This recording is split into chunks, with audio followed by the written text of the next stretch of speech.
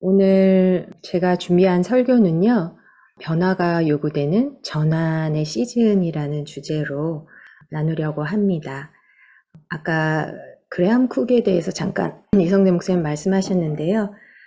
제가 오늘 설교 준비하면서 보게 된 책이 거룩한 대면이라는 그레함 쿡 목사님이 지은 책이에요. 그 내용에 좀 더 심오하고 많은 내용이 있는데요. 그 중에 이제 주님께서 저에게 이제 행하시고 말씀하신 것 위주로 정리를 했습니다. 더 알고 싶으신 분은 그 책을 보시면 좋겠고요. 저희가 계속적인 전환을 좀 교회적으로 맞이하면서 그 책을 저희 사목위원회에서 같이 본 적이 있어요.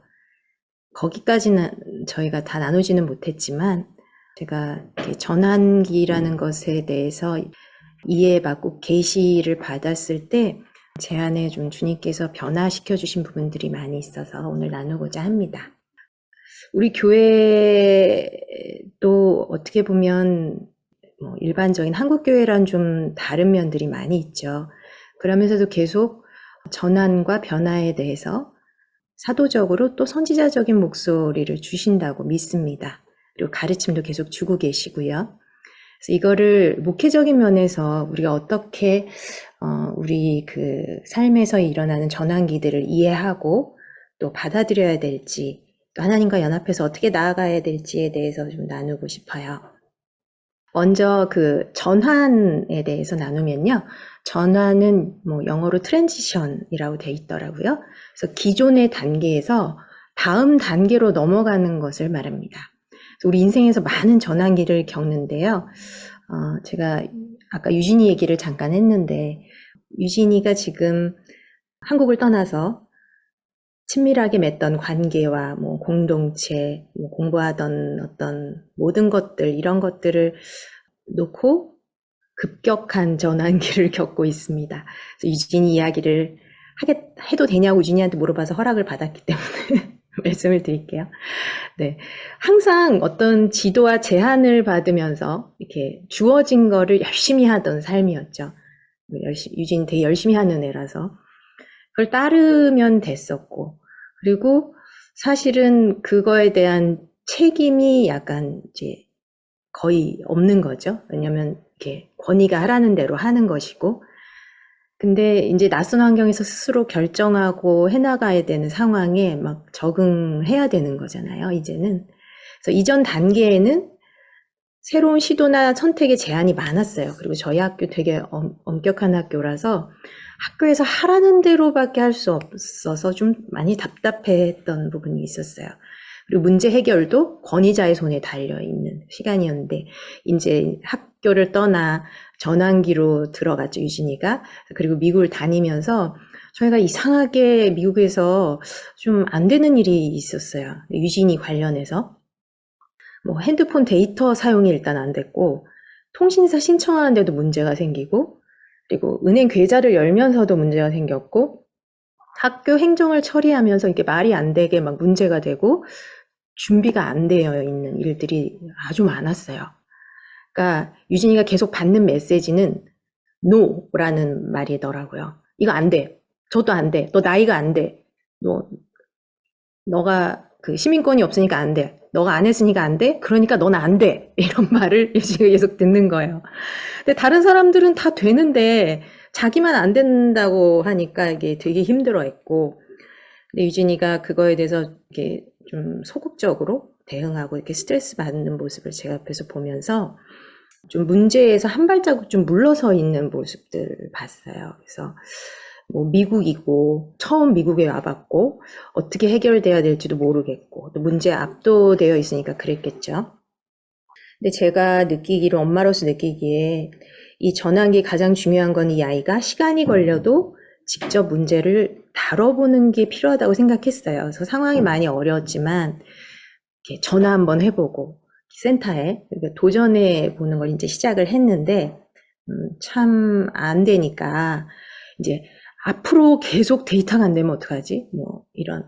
이런 데 가서 또 문제가 생기면 어떡하지? 그래서 불안과 어떤 부정적 기대들이 이제 막 올라오는 거죠. 근데 저는 그걸 보면서 좀 소망이 생기고 기대가 된 게, 유진이가 정말 이곳에서 살아가는데, 이렇게 좀, 유진이한테는 버겁다고 느껴지는데, 어떻게 보면 적정한 문제를 주셨다라는 마음이 좀 많이 들었어요. 그래서 유진이가 성장하기 원하시는 그 주님의 마음이 느껴져서 저는 좀 신뢰가 좀 됐었는데, 유진이를 이렇게 기도해주고 또 직접 나설 수 있게 뭐 서포트해주고, 유진이가 이제 뭐 어떻게 할지에 대해서 이제 저랑 상의를 하면 제가 이제 데려다주고 이렇게 얘기할 수 있게 해주고, 옆에서 이제 서포트하면서, 하나님이 이렇게 문제를 허락하실 때는 완전한 공급도 주신다라는 어떤 믿음이 제 안에 이렇게 있더라고요. 그래서 그런 부분들을 좀 계속해서 전해줬고, 다행히 유진이가 저에 대한 열린 마음이 있어서 받아들이려고 노력을 했어요. 아까 간증했듯이 그 순환을 북미 예배에 참여했다가 또 임동총 목사님 메시지를 열심히 듣고, 유진이가 그 문제들보다 더 크신 하나님에 대해서 저희가 나누게 됐었고, 그걸 유진이가 이렇게 예전에 선생님들하고 나눴던 거가 생각이 났대요. 그걸 고백하면서 이 문제들에 하나님의 왕대심을 선포하면서 계속 이제 해봤어요. 그러면서 유진이가 도움이 없다고 생각할 때는 이미 걔 안에 주신 능력을 어떻게 활성해서 사용하게 하신다든지, 아니면 하나를 질문했는데 정말 이렇게 친절하게 도와주는 사람이 실제로 있었어요. 여러분이. 근데 그분도 해결할 수 없었어요, 사실. 근데 계속적으로 이제 도전을 해봤을 때 정말 유진이가 발을 디딘다는 느낌이 들더라고요. 적극적으로 디딘 곳은 하나님이 결국 은혜로 해결해 주시더라고요. 그래서 제가 그 부분들이 다 해결되는 걸 보고 이제 한국에 왔는데, 제가 온 이후에도 뭔가 블로킹이 계속 있더라고요. 그래서 이거는 진짜 영적 전쟁을 해야 될 부분이기도 하고, 그리고 계속적으로 유진이가 해가야 될 부분이구나라는 마음이 들어서 계속적으로 같이 기도하고 있습니다. 그래서 많이 지금 안정되고 평안해진 상태인 것 같아요. 다들 또 기도해 주셔서. 그래서 그동안 유진이가 어떻게 보면 배웠던 것들을 상황이나 환경이 낯설기 때문에 이렇게 해보기가 참 어려운데, 이제 그걸 제가 계속 격려하게 하셨고, 그리고 같이 기도하고 있어요. 그래서 우리 유진이처럼 이사도 그럴 거고, 뭐 새로운 학교에 들어간다든지, 직장에 들어갔다든지, 아니면 직임을 맡았다든지, 아니면 혹 은퇴하는 분도 계실 거고, 아니면 사역지나 교회로 옮기거나 다른 공동체 혹은 네트워크로 간다든지, 한 가족 안에서도 관계 변화가 일어나죠. 뭐 결혼한다든지, 아이가 태어난다든지, 누가 돌아가시고 죽는다든지, 뭐 우리 이정현 집사님처럼 반려견이 이제 있었던 자리에서 이제 없어지는 그런 일들, 뭐 이렇게 구성원의 변화나 그 한 교회 안에서도 질서의 개편이 있거나 아니면 새로운 임무가 주어진다면 전환기를 맞은 것입니다. 제 생각에는 여기 해당 안 되는 분들이 없을 것 같은데, 네. 특히 저희 학생들이신 분들이 많아서 저희가 그런 부분들을 좀 많이 나누게 되더라고요. 전환이라는 게 참 일종의 모험이죠.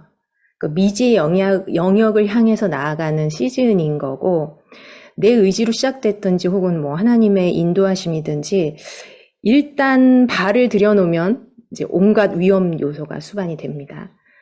이전과는 완전히 다른 어떤 변화를 계속 요구받아요. 이때 우리 내면의 어떤 불안 요소들이 계속 자극이 되고, 여러 도전이 참 위협이 되고 아주 불편합니다. 그래서 실제로 이런 변화들을 건강한 방식으로 다루고 받아들이는 사람이 참 적은 것 같아요. 대체로 사람들은 변화를 거부하고 자신을 고수하거나 회피하려고 합니다. 여러분은 변화가 요구되는 어쩔 수 없는 이런 상황들, 혹은 하나님이 전환기로 전환기를 시작하셨을 때 이제 어떻게 반응하셨었나요? 그리고 또 어떻게 반응하고 계신가요? 이전에 한 번도 가본 적 없는 영역으로 나갈 때 믿는 우리한테 제일 중요한 거는 이게 하나님의 계획이신가? 그리고 계획과 뜻이 어디 있나? 무엇인가? 이것이 참 중요한 것 같아요. 그래서 히브리서 11장을 보면 이 위협과 불편한 가운데서 그 여정을 시작한 우리의 믿음의 선진들이 많이 나옵니다. 특히 아브라함은 갈 바를 알지 못하고 갔다고 기록될 정도로 정말 하나님의 인도하심을 순전하게 신뢰했죠. 일단 갔습니다. 분명히 좀 삐걱거리고 좌절도 했고 딴 길도 찾았죠. 그 딴 길을 찾아서 사실 지금까지 심각한 분쟁을 일으키고 있는 두 자식도 낳았습니다. 그 와중에도 주님은 신실히 아브라함을 방문해 주셨고 이 여정이 어디로 향하고 있는지 그리고 어떻게 해야 되는지 말씀해 주셨어요. 그래서 약속의 땅에 왔는데 이방인으로 살았고 텐트에서 살았잖아요. 아브라함이 장막에서. 근데 그 텐트에서 살던 아브라함이 바랬던 게 있다고 히브리서에는 기록이 돼 있더라고요. 하나님이 계시해 주셨기 때문에 바랬겠죠. 뭐를 바랬냐면 그가 하나님이 계획하시고 지으실 터가 있는 성을 바랐음이라라고 기록되어 있더라고요. 그러니까 눈에 보이지 않고 나는 비록 텐트에 살고 있지만 상황이 설명해 주지 않은 거를 믿었어요. 그냥 이렇게 치면 무너질 텐트에 살면서 하나님이 영원한 터 위에 세우실 한 성, 한 도시를 바랬다는 거죠. 그러니까 아브라함이 그 당시 보지 못했고 결국 보지 못했죠. 그리고 받지 못했던 거를 우리는 성경을 통해서 알고 아주 상세히 합니다. 우리는 그의 믿음의 후손인데 그의 바람대로 또 믿음대로 하나님이 영원한 반석이신 예수 그리스도로 말미암는 그 다스림이 있는 그분의 나라가 이 땅 가운데 임하게 하셨죠. 할렐루야. 우리 아브라함이 바랬던 것이 실제로 임했다는 것을 저희가 알고 있습니다. 모세는 어떤가요? 모세의 내면에 동족을 향한 마음이 막 꿈틀거리는데 아직 하나님의 다스림을 받지 못한 그의 손이 한 사람을 죽였어요. 그리고 파묻었죠. 그때 그의 애굽 왕자로서의 삶은 끝이 났습니다. 하지만 그를 이제 아기적의 물에서 건져내셔서 이스라엘 백성을 건져낼 사람으로 부르신 주님의 그 계획 로드맵은 변하지 않았던 거죠. 그래서 떨기나무에서 그를 만나주셨어요. 모세가 그때 느꼈던 감정들을 생각하면 정말 압도적이었을 것 같죠. 그래서 그 사람은 다 이해하지 못했지만 그 당시에 전혀 이해하지 못했지만 우리는 그 이후에 어떻게 됐는지 아주 잘 압니다. 성경이 증거하고 있으니까. 네, 그거를 믿음의 여정이라 부르는 하나님께서 우리를 저들의 후손 삼으시고 저들의 믿음의 로드맵의 마침인 그 예수 그리스도를 이미 저희 가운데 보내셨어요. 그래서 저들이 결국은 보지 못하고 받지 못한 거를 우리는 믿음으로 받고 시작했고 믿음으로 시작한 우리 때문에 저들의 믿음이 진짜 온전케 되었다고 히브리서 11장은 증거하고 있어요. 참 그게 놀라운 것 같습니다. 그럼 내가 전환기를 맞아서 내가 지금 막막하고 모르는 이런 상황에서도 우리도 저들처럼 정말 약속이 임하고 우리의 믿음이 온전케 되는 그날이 있겠죠. 근데 우리가 고백했듯이 이 믿음의 여정, 이 전환기를 지날 때는 이 아브라함의 지도, 모세의 지도가 모르겠어요. 하나님을 믿고 바라보게는 하겠지만 뭐 세세하게 참 소용이 없을 때가 있겠죠. 그건 모세의 지도고 아브라함의 지도니까. 우리가 주님과 함께 새로운 지도를, 우리만의 지도를 만들어 가야 하는 것이죠. 그래서 우리의 로드맵 또한 하나님 손에 있고, 우리 각 사람을 위해서 아까 영역 말씀하셔서 제가 좀 확증이 더욱 되었는데, 우리 각 사람을 위해서 분명히 재어놓은 모든 영역들을 저희가 밟고 취하고 다스리도록 단계별로 세심히 계획해 놓으신 과정이 있다는 거. 그것이 우리만의 지도가 있고 그것을 주님과 우리가 만들어 간다는 것, 그 과정임을 이 시간 선포합니다. 우리 역시 다 모르지만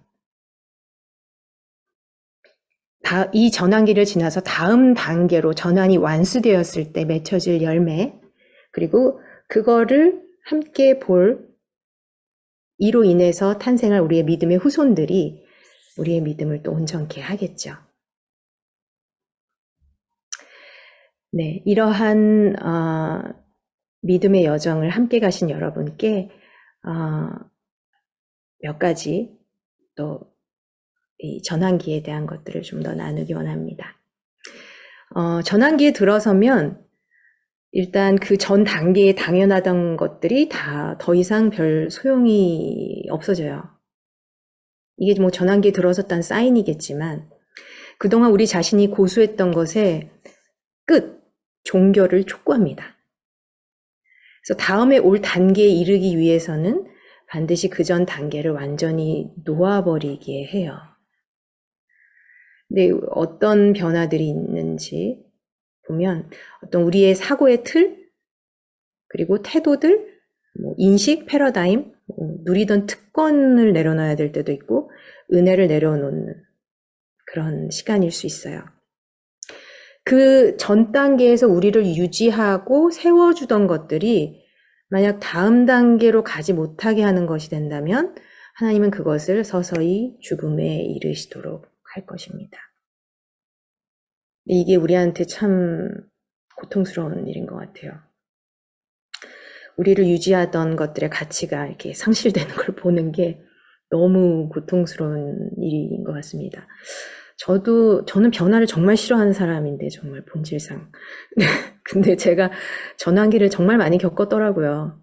일단 하나님 나라에 들어오는 과정 자체가 그랬고, 제가 한번 한탄하면서 주님께 그런 얘기를 한 적이 있는데, 여자가 겪어야 되는 전환이 너무 많아요.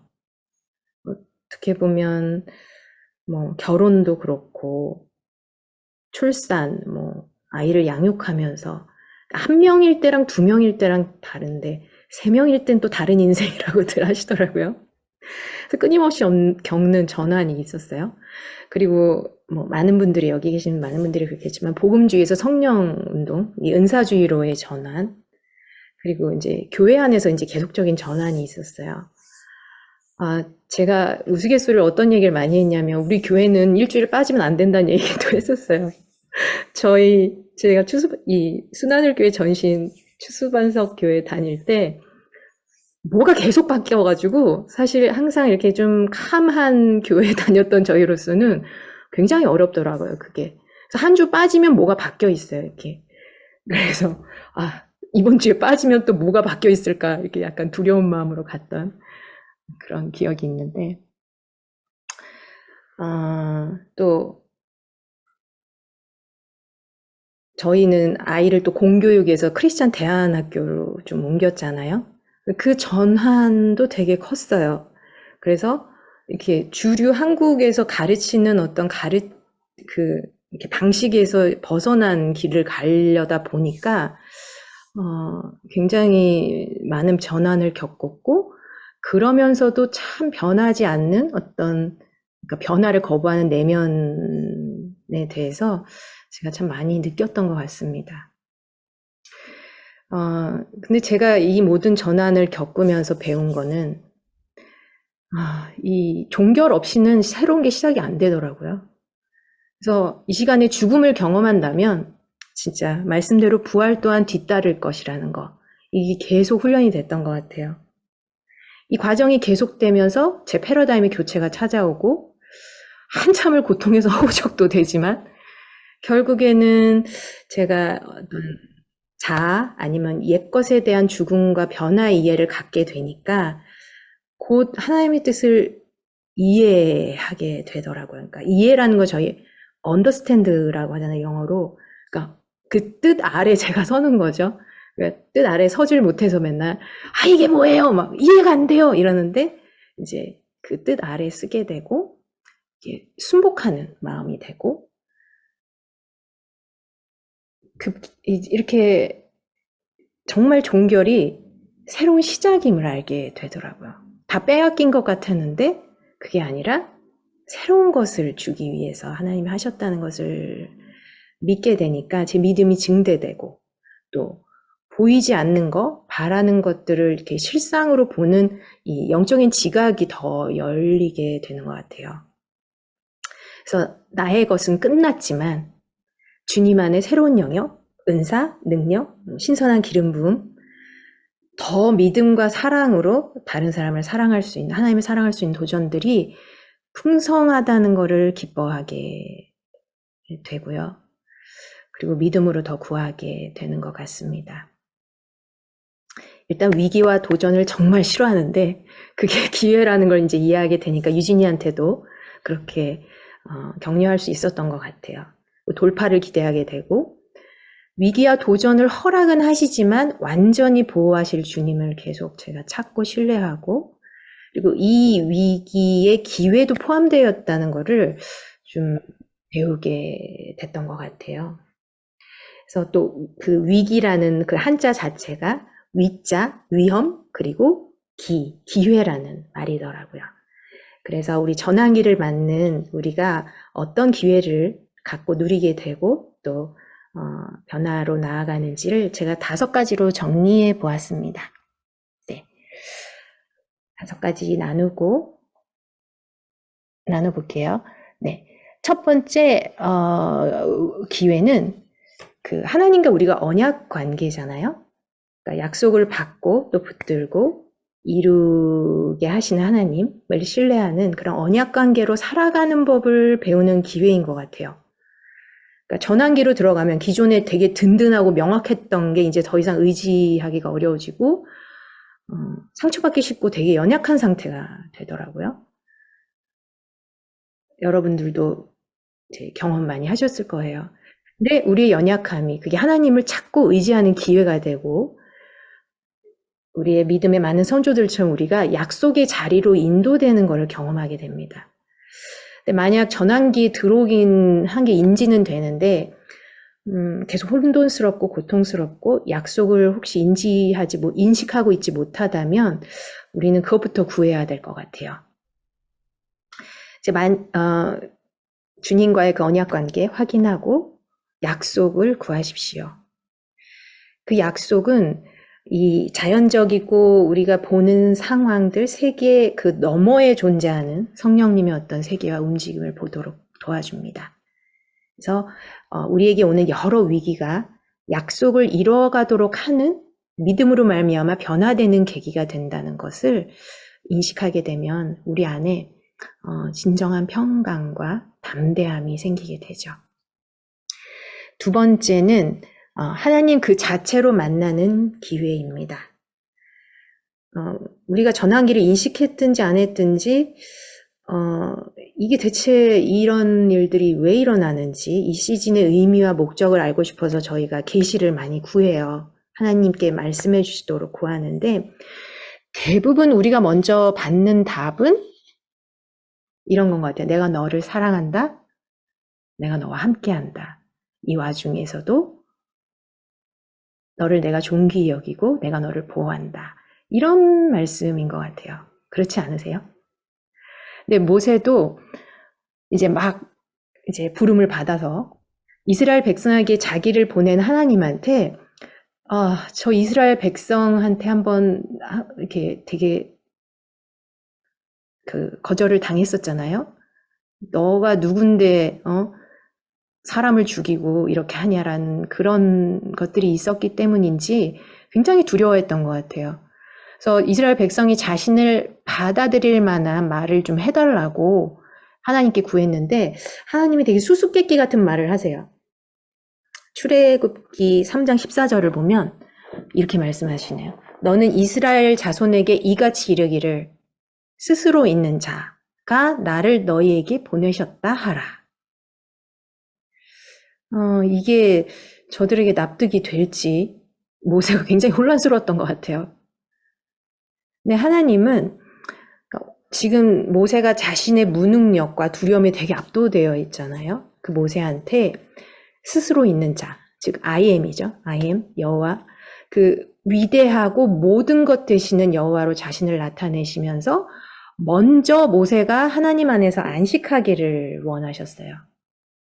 그래서 스스로 있는 자가 자기와 함께 하시면서 자기를 위해서 일하실 거니까 더 이상 스스로를 의지하려고 막 무능력하게 느껴지고 거절될 것 같은 그런 스스로를 의지하지 않고 하나님의 존재와 일하심에 전적으로 의탁하고 순복할 거를 말씀하신 거죠.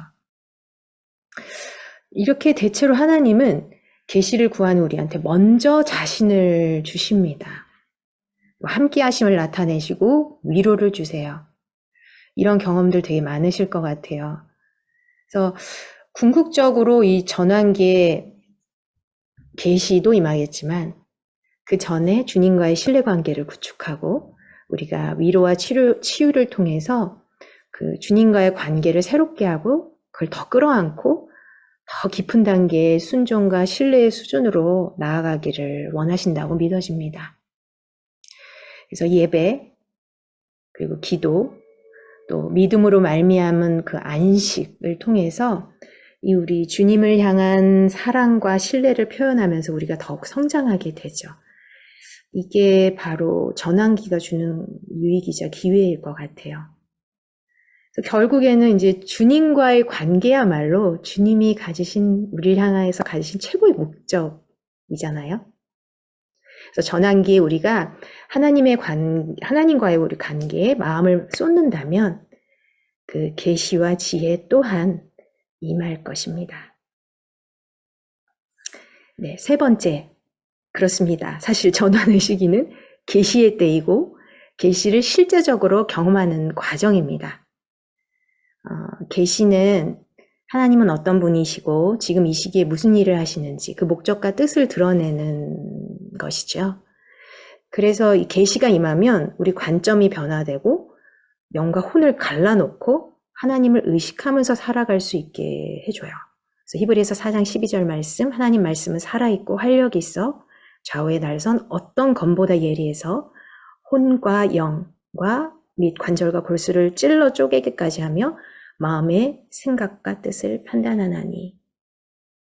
아멘. 그래서 온갖 환난과 전환을 이렇게 통과하는 동안에 처음에는 말씀드린 것처럼 우리가 좀 상처받기 쉽고 불안정하고 무능력하게 이렇게 되지만 일단 계시가 주어지면 우리 속사람이 굉장히 강건해집니다. 이거를 반복해서 겪은 바울이 뭐라고 얘기하냐면 자신의 약함을 기뻐하게 됐다고 고백해요. 그래서 나의 약함을 인정하는 정도가 아니라 기뻐한답니다. 고린도후서 12장 7절에서 10절에서 이렇게 고백하고 있어요. 제가 한번 읽어볼게요. 9절부터 읽어볼게요. 나에게 이르시기를 내 은혜가 네게 족하도다. 이는 내 능력이 약한 데서 온전하여 짐이라 하신지라. 그러므로 도리어 크게 기뻐함으로 나의 여러 약한 것들에 대하여 자랑하리니 이는 그리스도의 능력이 내게 머물려 하려 함이라. 10절 그러므로 내가 그리스도를 위하여 약한 것들과 능욕과 궁핍과 박해와 곤고를 기뻐하노니 이는 내가 약한 그때의 강함이라. 아멘. 아멘. 바울은 육체의 가시, 이 연약함이 제거되도록 깊이 간구했어요. 3번 다른 시간에 간구했다고 하는 걸 보니까 보통 그냥 뭐 이렇게 구합니다라고 한 것 같지 않죠? 근데 그 응답으로 계시를 받게 됐어요. 자신의 약함이 하나님의 은혜를 받게 하는 출발점이 된다라는 거를 그냥 온 마음이 알게 됐던 것입니다. 그래서 이 계시로 말미암아서 크게 기뻐하고 깊이 만족한 것 같아요. 그렇죠? 이 고백을 들어보면. 그래서 바울은 자신의 그 육체가 계속 아프고 괴로움을 당하는 상황에 대해서 이제 이 계시적 근거에 따라서 믿음을 갖게 된 거죠. 이 고난의 과정을 통해서 하나님이 자신을 더 충만한, 자기로서는 뭐 만들어낼 수 없는 그리스도의 능력으로 더하실 거를 믿었고 주님과 더 깊은 관계가 됐습니다. 그래서 사실 뭐 주님을 구하는 것이 먼저 돼야 된다고 제가 먼저 말씀을 드렸지만 우리 삶에 발생하는 여러 가지 일들에 대해 사건에 대해서 더 많은 계시를 구하는 것이 하나님의 뜻이라고 믿어요. 제가 제일 많이 한 말이 이해할 수 없다 이런 말인데 그 말을 되뇌이고 계십니까? 네. 또 다른 전환기는 또 다른 기회도 줍니다.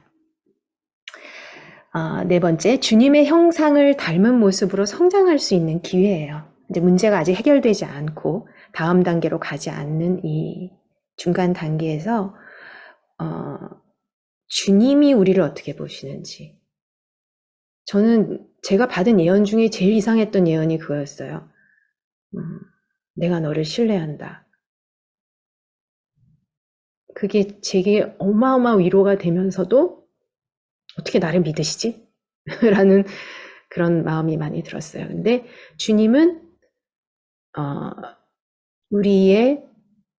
우리가 본래 어떤 디자인으로 계획되었는지, 그리고 그것으로 인해서 어떻게 변화될 것인지, 그리고 주님을 향한 믿음이 어떻게 성장할 것인지에 대해서 계속적으로 믿어주세요.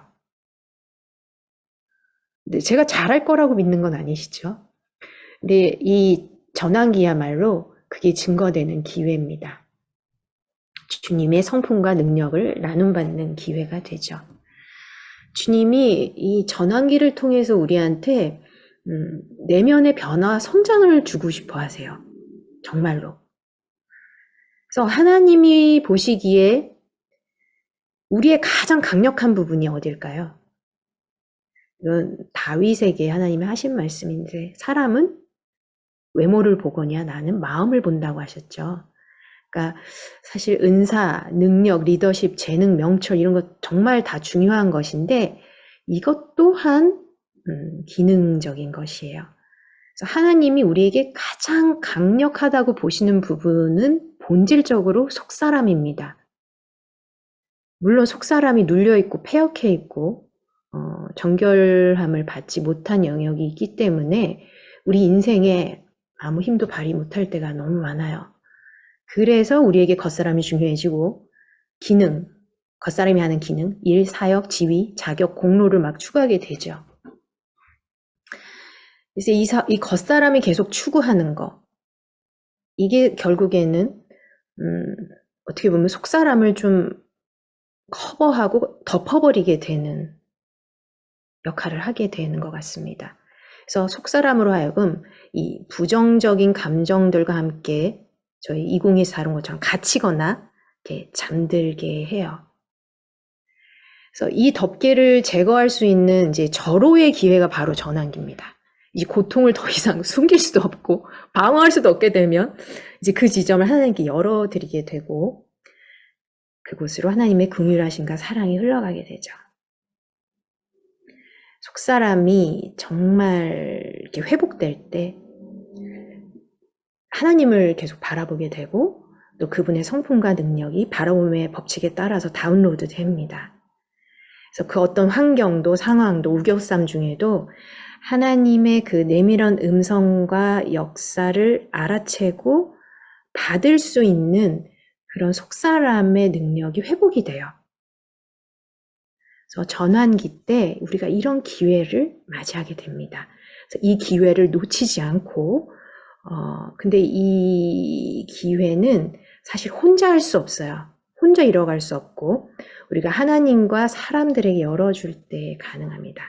그래서 5번째는 어떤 기회냐면 사람들 혹은 그러니까 하나님과 사람들에게 나 자신을 의탁하고 신뢰하는 법을 배우는 기회가 돼요. 하나님은 이 전환기를 나 혼자서 통과하게 할 마음이 전혀 없으신 것 같아요. 정말 어쩔 때는, 너무, 이런 말씀은 설교 중에 그러니까, 부끄럽다. 진짜 사라지고 싶다. 할 정도로, 나의 연약함을 노출할 때도 있지만, 어떻게 보면 제 안에서 깨어져야 될 방어막이 있다는 뜻이겠죠. 하나님에게, 사람들에게 더 열고 솔직하게 대하는 법, 그리고 이해하고 이해받는 법, 수용하고 인정하고 또 수용과 인정을 받는 법을 가르치신다고 믿어요. 이 상호 간에 연결되는 과정이죠. 그래서 제가 요즘 느끼는 게, 더 많은 사람들과 내가 더 많은 면이 다 있다라는 느낌을 갖게 돼요. 제가 이렇게 사람이 닿는 거를 별로 좋아하지 않았던 사람 같은데, 더 많은 면이 다 있다는 느낌을 좀 갖게 되는 것 같고, 이 전환의 과정 가운데 우리를 이렇게 앞으로 더 나아가게 하고 촉진해주는 사람들이 있어요. 그 사람들이 늘 우리한테 호의적인 사람들만은 아닐지라도 이들과의 연결이 이 변화의 과정의 기간과 질을 결정한다고 믿습니다. 성령님이 연결시키는 사람들과 얼마나 열어놓고 관계를 맺고 계신가요? 혹 거리를 두거나 감추어두는 부분이 있을까요?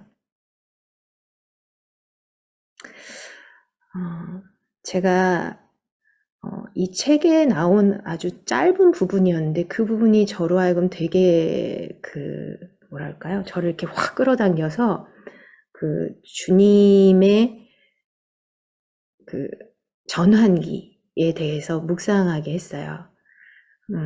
우리 주님이 침례받으신 다음에, 세례받으신 다음에 40일이라는 기간 동안에 어떻게 보면 그냥 외적으로 보면 목수에서 메시아로의 그런 공사역의 전환을 가지셨어요.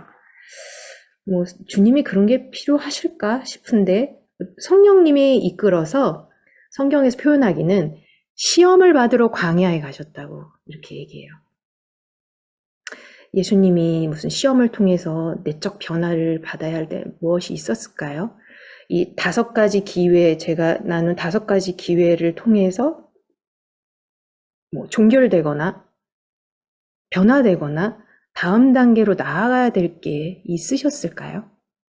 저는 아니었을 것 같아요. 그럼에도 불구하고 예수님은 그 시간을 거치셨습니다. 침례도 마찬가지예요. 세례도. 그분이 세례를 받고 정결함을 받을 필요가 있었을까요?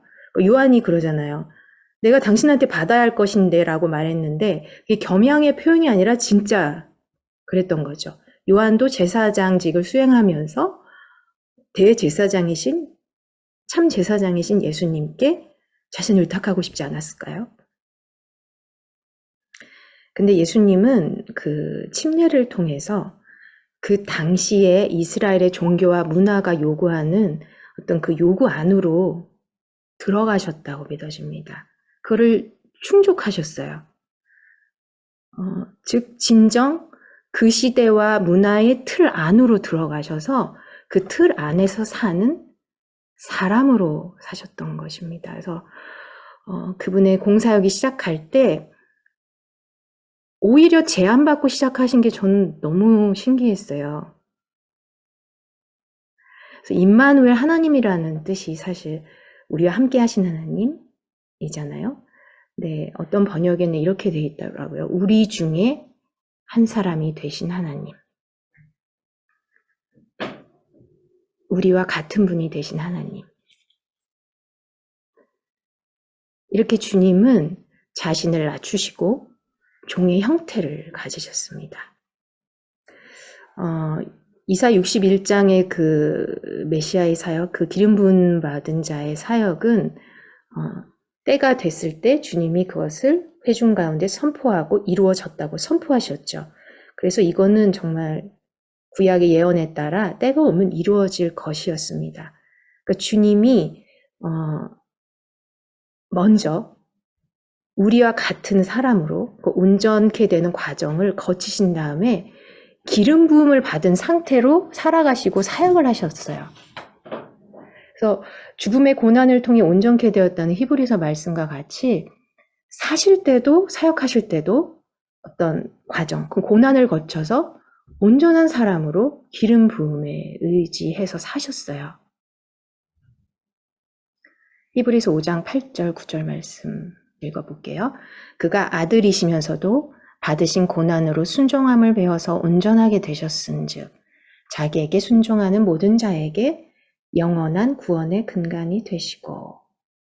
아멘.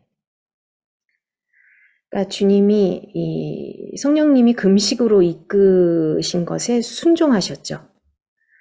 그러면서 40일이라는 기간 동안 우리가 전환기에 시험받으며 겪을 거를 친히 겪으셨습니다. 저는 아이가 태어났을 때 제가 이렇게 자고 싶을 때 자고 눕고 싶을 때 누울 수 있는 권리가 박탈됐다는 게 도무지 이해가 안 됐어요. 익숙하고 따뜻하고 내 침대 누울 수도 없는 더 이상 자고 싶어도 잘 수 없는.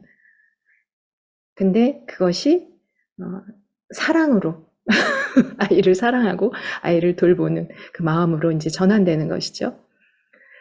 제 안에 있는 어떤 당연하게 느끼는 것들, 안전하게 느끼는 것들로부터의 결별, 그런 안온함이나 휴식, 마음껏 막 베어 물던 그 과일의 신선함과 막 그 음식으로 채워지는 어떤 그런 느낌들 있잖아요.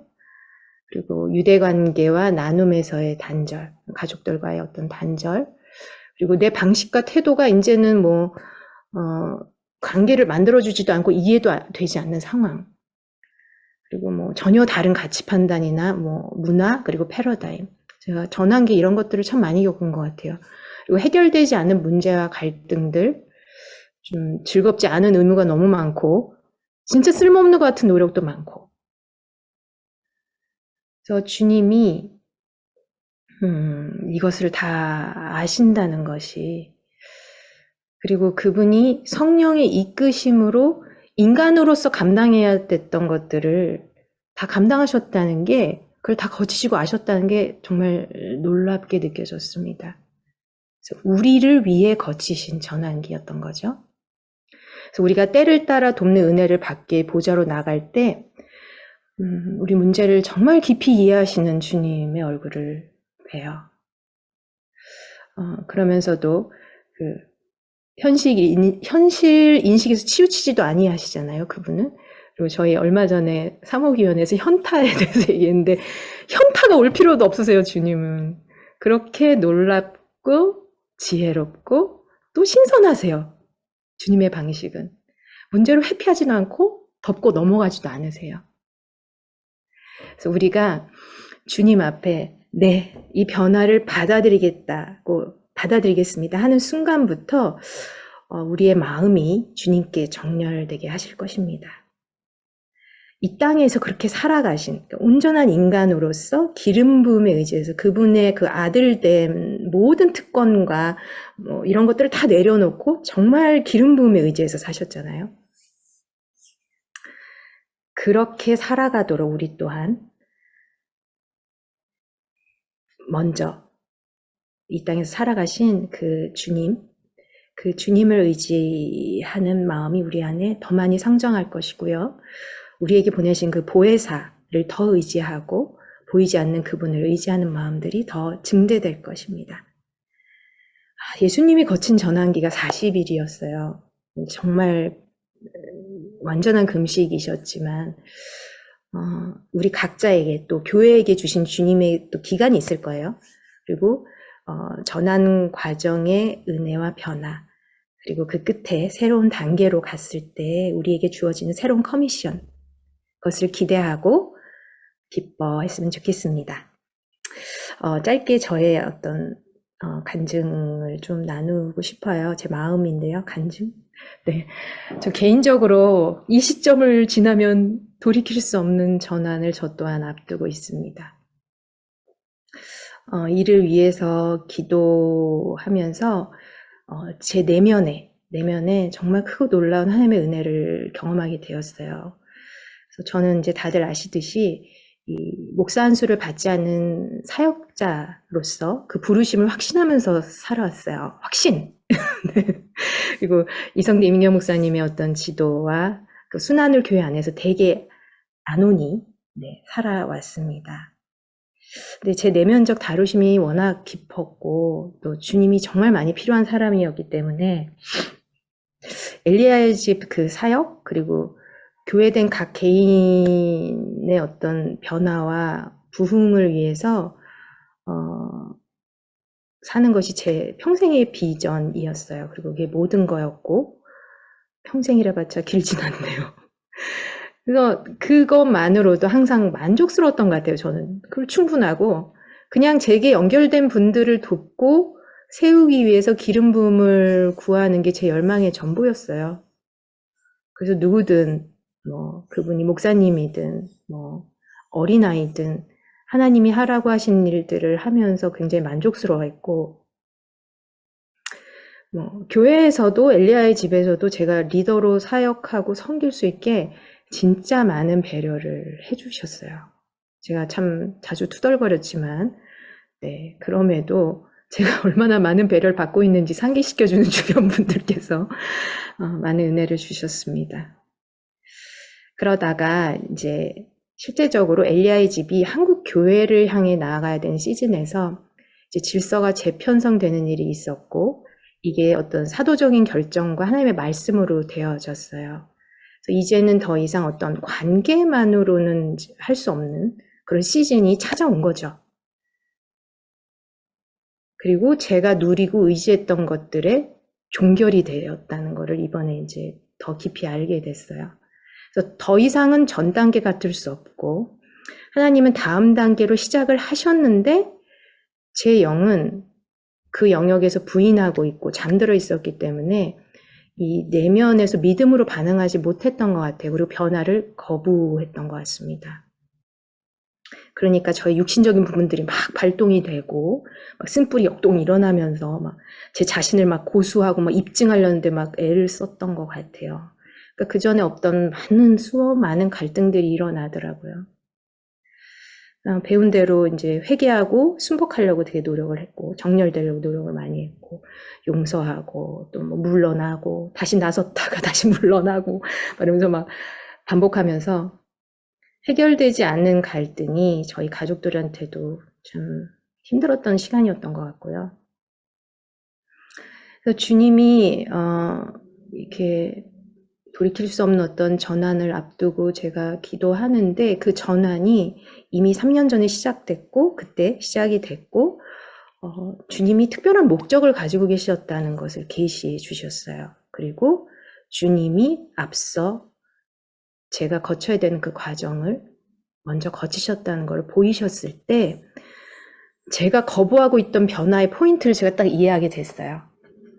제가 너무 어린아이 같이 어떻게 보면 사회 문화적으로 하나님이 하시는 일에 대해서 수용하려고 하거나 배우고 성장하려고 하지 않았더라고요. 그래서 저를 이 모든 어려움과 환란을 감수하고서도 저를 성장시키고 온전히 구비하셔서 좀 하나님 나라를 위해서 제가 계속 주님이 주신 소원대로 사역하고 또 살아갈 수 있도록 하나님이 전환기를 허락하신 건데 제가 그거를 잘 몰랐던 거죠. 근데 이거를 이제 주님의 모습과 그 하나님이면서도 동시에 온전한 사람으로 거쳐야 됐던 그런 과정들을 계시해 줬을 때 저도 그렇게 하고 싶어요 라는 고백을 하게 하시더라고요. 제 영혼이 그간 겪었던 그 어려움과 아픔을 진짜 깨끗이 씻어주시고 하나님께 정렬되는 경험을 하게 해주셨어요.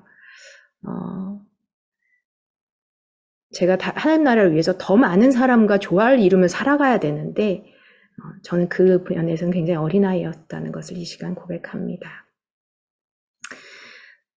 더 많이 수용하고 또 성장하도록 역사하고 계신 것을 이 시간 간증하며 감사를 드립니다.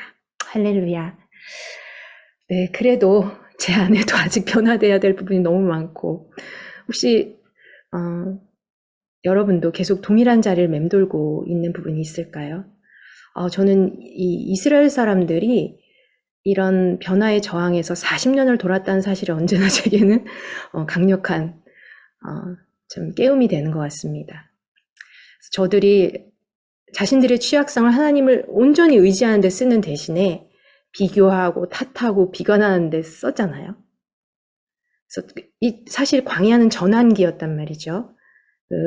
다시는 건널 수 없는 그 요단강을 건너서 약속의 땅으로 들어가지 못한 우리와 똑같은 구원받은 백성들이 있었다는 사실이 참 저와 여러분을 강력히 깨울 줄 믿습니다. 이 시간 이 모든 변화가 내면에서 시작된다는 것이 참으로 감사한 것 같아요. 그래서 저 말씀을 따라서 한 3가지 정도 함께 기도하기를 원합니다. 네.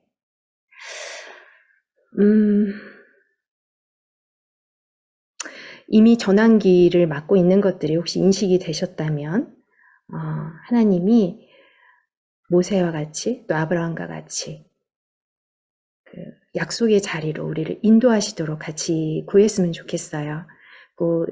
이미 약속을 받으신 분 또한 약속을 다시 우리 마음 가운데 새롭게 하시고 또 우리가 변화를 받아들이는 결정을 할 수 있도록 성령님 인도해 주시도록 저희 잠시 기도하겠습니다. 기도하시겠습니다. 아버지 감사합니다. 우리의 여정을 시작하신 주님께서 주님 이 모든 일 가운데 저희에게 약속하심으로 당신의 신뢰 더 성장하고 자라갈 수 있도록 하시는 그 약속의 자리로 저희를 인도해 주시옵소서. 저희 각자만을 위한 그 약속의 자리로 인도하실 때 하나님과의 그 풍성한 관계를 더 기대하고 주님 그 약속으로 말미암아 저희의 영안이 되이고 주님 저희가 변화를 거부하던 것에서 주님과 같이 그 변화의 물결 가운데 그것을 받아들일 수 있도록 저희가 고집하는 것들이 내려지도록 주님 역사해 주시옵소서. 할렐루야. 주님 감사합니다. 저희 가운데 변화를 받아들임으로 하나님의 뜻이 이루어질 수 있도록 전환기의 많은 기회들에 참 주님 저희가 유익을 얻을 수 있도록 역사하여 주시옵소서. 두 번째로는요, 우리가 이 전환기 안에서 주님 그 자체를 구하고 또 주님과의 관계에 계속 몰입할 수 있도록 그래서 그분 자체로 우리가 힘을 얻고 만족하며 또 계시까지 구할 수 있도록 이 시간 그 때를 따라 돕는 은혜를 주시는 주님께 더 담대히 나아가겠습니다. 주님, 당신을 구합니다. 저의 모든 문제를 이해하시는 주님, 당신의 얼굴을 뵙게 하옵소서.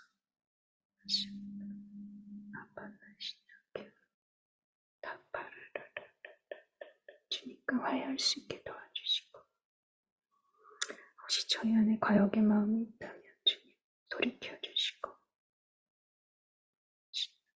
거부하던 것들이 주님의 인재로 말미암아 주님의 사랑으로 말미암아 녹아지고 주님을 바라볼 수 있도록 주님.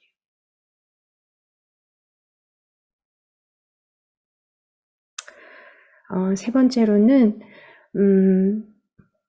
우리가 전환기를 만나서 드러나고 또 어떤 좌절하거나 부정적인 어떤 마음들이 있는 그 부분이 바로 주님이 역사하시기 원하시는 것이라는 것을 믿고 또 열리고 치유될 수 있도록 적절한 도움을 받고 또 지도를 받을 수 있도록 그리고 사람들에게 연결될 수 있도록 이 시간 거리를 두고 있거나 혹은 감추고 있는 것들이 있다면 주님께 의뢰하고 또 더 많은 부분이 열릴 수 있도록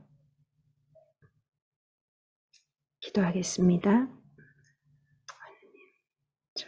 이 모든 것들을 주님께서 저희 속사람의 변화를 위해서 주님 허락하신다는 것을 믿습니다. 주님, 저희 가운데 좀 터치가 필요하고 저희 가운데 도움이 필요할 때 주님 그것을 적절히 표현할 수 있게 하시고 더욱 연결될 수 있도록 저희 마음과 마음이 연결될 수 있도록 하는 역사하여 주시옵소서. 주님, 저희 안에서 시작하신 선한 일을 주님께서 모두 이루어 주시도록 하나님 역사하여 주시옵소서. 아버지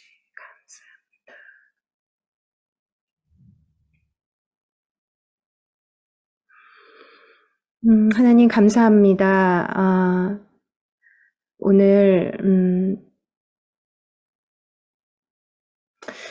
저희 인생에서 참 맞이하게 되는 참 어려운 시간들, 전환기와 어떤 환난과 어려움의 시간들, 변화가 촉구되는 시간들, 그때 정말 주님이 가지신 뜻과 우리를 향하신 하나님의 선하신 계획들을 나누는 시간을 가졌습니다. 주님, 저희 교회 가운데 좀 많은 전환기를 겪고 있는 저희 각 사람과 또 저희 교회 가운데 주님 더 세밀히 말씀하여 주시고 이전 단계에서 다음 단계로 가기 위해서 저희가 주님을 더욱 의지하고 알아가고 또 위로를 받으며 계시를 받는 이 모든 것을 위해서 기도합니다. 주님, 저에게 더 가까이 오시고 당신이 전환기에 가지시며 또 시험을 통과하신 그 모든 부분들을 저희가 실제로 경험하는 것이 되게 하시고 그리하여 다음 단계에 저희에게 주시는 당신의 커미션, 그 임무들을 저희가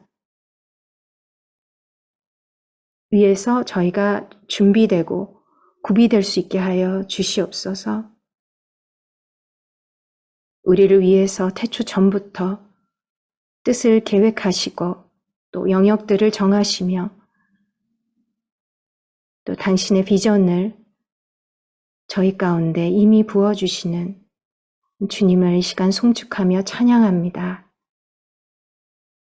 저희 가운데 더욱 드러나시고 말씀하여 주시옵소서. 예수님의 이름으로 기도했습니다. 아멘.